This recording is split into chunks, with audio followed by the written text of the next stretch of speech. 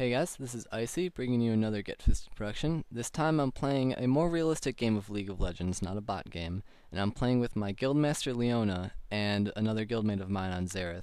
Xerath is a smurf, and Leona is relatively low level, and I'm also on Ventrilo with both of them, so it should be a relatively easy game.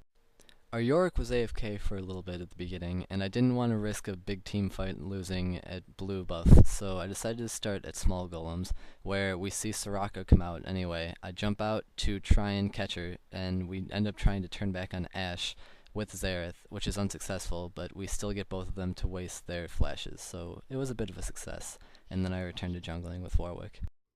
I cut out a lot of unnecessary footage of me jungling simply because it's me jungling and it's not really entertaining. If you'd like to see a video of me teaching you how to jungle, I could do that at a different time. Now, Akali being the OP carry that she is, I go to gank mid with Xerath, which is successful, and Riven's able to pull off 2 kills bottom, and I believe she's able to push tower. After mid gank, we go to get the second blue buff for Xerath, so he's able to keep carrying his lane. Riven has just been killed at bot, and I'm now running into a 3v2, and I may have a chance of dying. However, Akali and Soraka run away as Ashe still pushes towards the towers and the minions, so I single her out, lock her down, and me and Leona are able to take her out quickly and push bot back into their tower. Also, to give you an idea of how much easier these opponents we're facing really are, our Yorick is successfully playing aggressively 1v2 top against Corki and Jarvan. I try to get more damage on the tower, but I am unsuccessful at pressuring Akali away until Riven is able to come back. Once Ashe and Riven return back to bottom lane, we are able to push them back and later turn it into a team fight.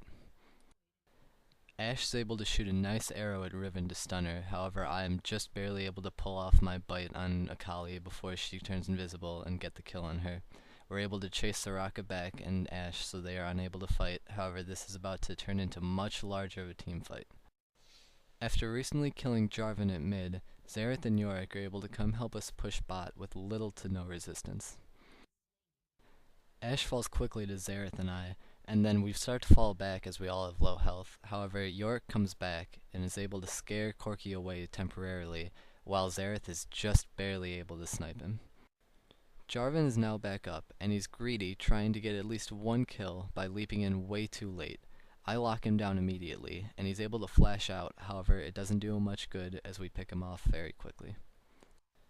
We now realize that their team is made up mostly of morons, so we spend the rest of the game trying to pick them off one by one, catching them in unfortunate situations, until we're finally able to push mid to end the game.